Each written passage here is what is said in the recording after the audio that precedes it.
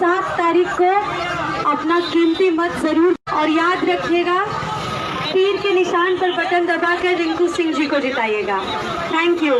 हमको कोई याद नहीं है फिलहाल। इम्पोर्टेंट बात यही लग रही है कि 7 तारीख को अपना वोट जरूर दीजिएगा आप लोग तीर चौक पर, ठीक है? हाँ या ना कुछ बोलेंगे लोग? Thank you.